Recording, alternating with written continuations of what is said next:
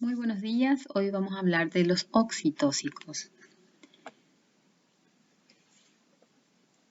El útero tiene una fisiología de respuesta.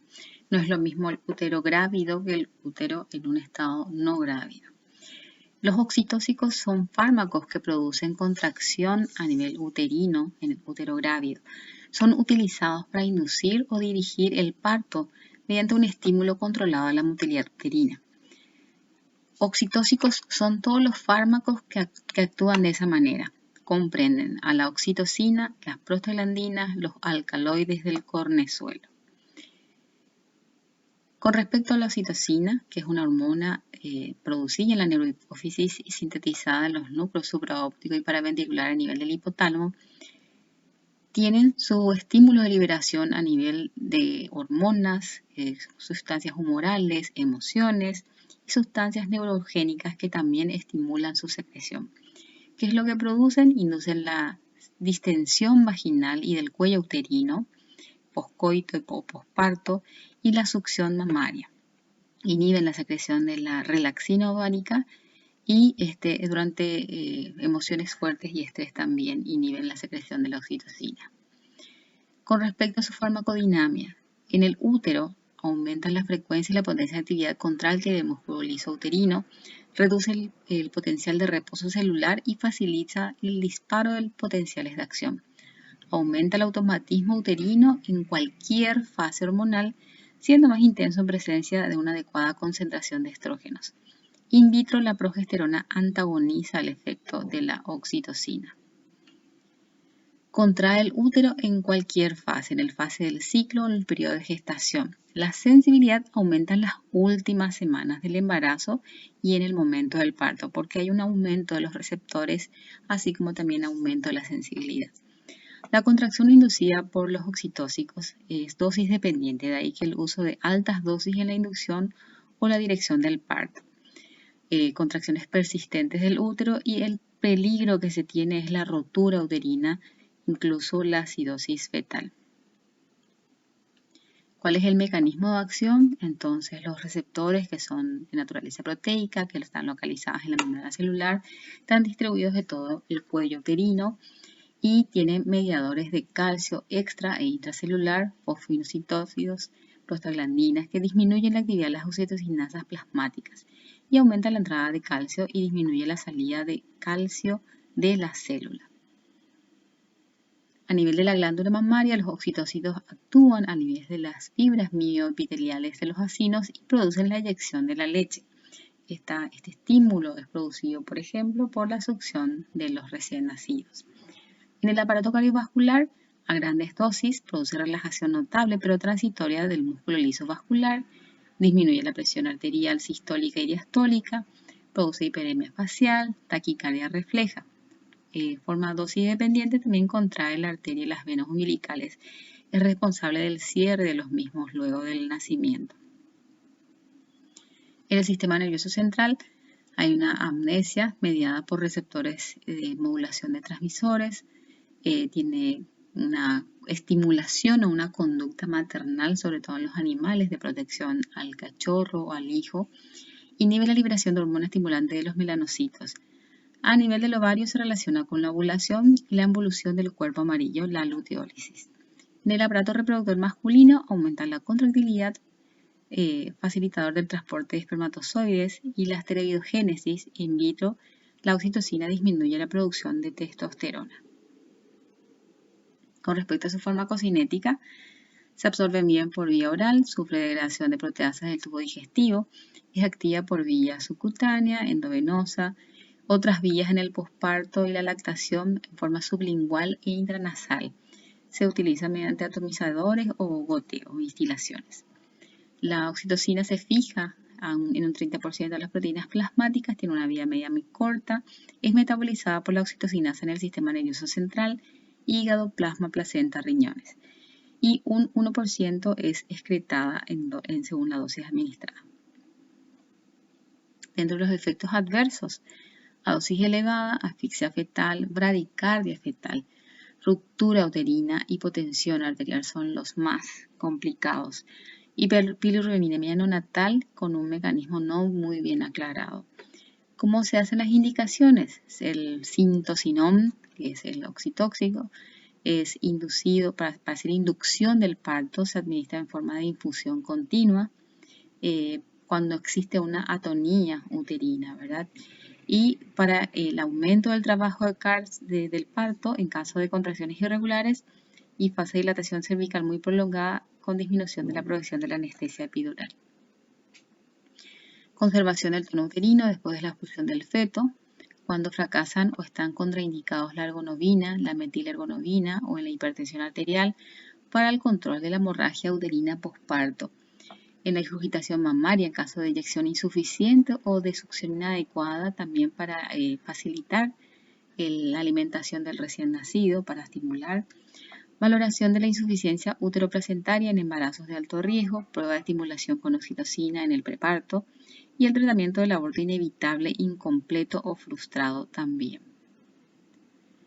Interacción con los estrógenos aumenta la sensibilidad del útero a la oxitocina. Los prostaglandinas alfa disminuyen la actividad de la oxitocinasa por aumento de la vida media de la misma.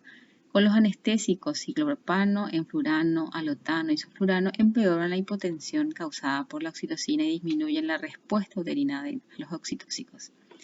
Y con otros oxitóxicos en la hipertonía uterina.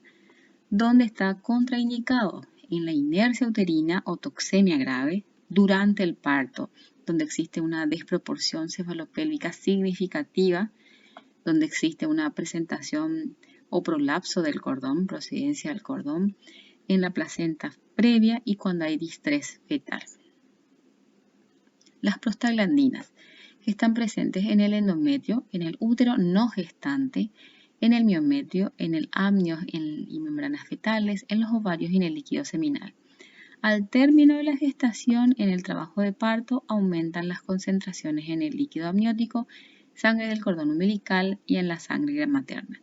Dentro de las prostaglandinas más utilizadas se encuentran la dinoprostona o prostaglandina E2, el misoprostol, carbopros, gemepros y el suprostol. Con respecto a su farmacodinamia, en el miometrio, las prostaglandinas alfa producen contracciones uterinas potentes y expulsión fetal en el segundo y tercer trimestre del embarazo. A diferencia de los oxitócitos, las prostaglandinas producen contracción en todas las fases de la gestación, aunque la sensibilidad aumenta durante la gestación. Un mecanismo similar a los receptores de la oxitocina y su contracción se reduce en forma de dosis dependiente por fármacos bloqueantes de los canales de calcio.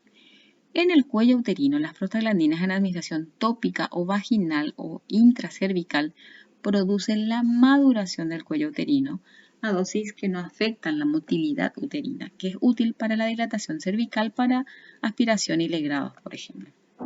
En el ovario, las prostaglandinas G2 y la F2 alfa participan en la ovulación y en la disminución de la progesterona y luteólisis. Dentro de los efectos adversos de las prostaglandinas, por su acción estimuladora en el músculo liso digestivo, pueden producir náuseas, vómitos, cólicos intestinales, diarreas. Por su acción en el centro termorregulador del hipotálamo, pirexia, aumento de la temperatura. En dosis grandes puede producir hipertensión por vasoconstricción y la prostaglandina F2, vasodilatación. ¿Dónde están indicados? En hemorragia posparto como alternativa en vez de la ergonovina o el oxitóxico, en la inducción del parto a término como alternativas en vez de la oxitocina, en la maduración cervical, sobre todo en forma de óvulos vaginales, la prostaglandina E2, y en el aborto durante el segundo trimestre, el carbopros y la dinaprostona, por ejemplo. Los alcaloides del cornezuelo de centeno, su efecto sobre el útero se conoce hace más de 2000 años y desde hace 4 siglos que se usa como oxitóxico. Recién en 1935 se aisló la ergometrina, la ergonovina, la ergobacina o ergotocina. Su derivado semisintético, la metilergonovina o metilergonovina o metrina. Con respecto a su farmacodinamia, a dosis bajas aumenta la frecuencia y aumenta la fuerza de contracción uterina. A dosis superiores, contracción tónica. Ambas dosis están próximas, por lo que no se las usa en la inducción y estimulación de la progresión del parto. se las utiliza exclusivamente en el posparto inmediato para la prevención y el tratamiento de las hemorragias. Con respecto a su farmacocinética, tienen una buena absorción por vía oral. Su acción aparece entre los 5 y 10 minutos de una vez administrado. Concentraciones plasmáticas máximas se alcanzan a los 60-90 minutos. Se distribuyen por todo el organismo. Tienen una metabolización hepática, se eliminan por vía renal. Por vía endovenosa su acción es inmediata y dura 2 a 3 horas. Por vía intramuscular su acción aparece entre los 2 a 3 minutos de ser administrado. Dentro de los efectos adversos tenemos hipertensión arterial con temblores, cefalea. En algunos casos hipotensión, náuseas, vómitos, taquicardia o bradicardia. La metilergonobina por vía endovenosa rápida tiene un alto riesgo de producir accidentes cerebrovasculares. ¿Dónde está contraindicada? Obviamente en la hipertensión arterial severa, en la toxemia gravídica, en la vasculopatía obliterante diabética arteriosclerótica y en el embarazo. ¿Dónde está indicado? Rutinariamente luego del alumbramiento, ya ocurrido el parto y el nacimiento, en la atonía posparto, y en la hemorragia posparto sí se pueden utilizar. Espasmolíticos uterinos o tocolíticos, aquí tenemos los estimulantes, los receptores beta-2 adrenérgicos, los más eficaces, el sulfato de magnesio, los inhibidores de la síntesis de prostaglandina y los bloqueadores de los canales de calcio. Dentro de las indicaciones es retrasar o evitar el parto prematuro en gestantes mayor de 20 semanas y menor de 34 a 36 semanas que tengan una dilatación cervical menor a 4 centímetros y un borramiento del cuello uterino menor al 80%. Se hace en forma lenta o detener la expulsión por periodos breves para tomar otras medidas terapéuticas en el caso de aliviar el síndrome fetal durante un traslado de un sitio asistencial a otro eventualmente, mejores condiciones para el neonato. Donde está contraindicado en la rotura de membranas por el peligro de infección, en la eclampsia y la preeclampsia grave, corioamionitis, desprendimiento prematuro de placenta, sufrimiento fetal o en el feto muerto. Dentro de los estimulantes de los receptores beta-2 adrenérgicos, como ya hemos visto en otra clase, el salbutamol, la terbutalina, fenoterol, la exoprenandina, la ritodrina, que se pueden utilizar por perfusión endovenosa continua. Cuando cesan las contracciones, eventualmente se puede utilizar por vía oral. Dentro de los efectos adversos tenemos efectos cardiovasculares, la hipotensión, taquicardia, arritmias, precordalgia, edema agudo de pulmón. A nivel metabólico, hiperglucemia, acidosis láctica, hipopotasemia transitoria. En otros casos, temblor, náuseas, cefaleas, eritemas, nerviosismo, ansiedad, tolerancia o desensibilización. Y en el feto, taquicardia, hipoglucemia transitoria e hipotensión. Para recordar las dosis, se utiliza en forma endovenosa 1 microgramo por minuto, que puede ir aumentando hasta 6 microgramos por minuto en el caso del fenoterol. Y en el caso del salbutamol, 1.8 microgramos por minuto y se puede aumentar hasta 43 microgramos por minuto y mantener goteos de 12 a 24 horas inhibiendo las contracciones uterinas. El sulfato de magnesio, que es de eficiencia equivalente a los estimulantes de beta-2, se lo utiliza cuando están contraindicados. Estos últimos es un inhibidor de la contracción del músculo liso vascular y extravascular. Se indican por vía endovenosa, se utiliza sobre todo en la preeclampsia y en el parto de pretérmino por su efecto vasodilatador y espasmolítico uterino.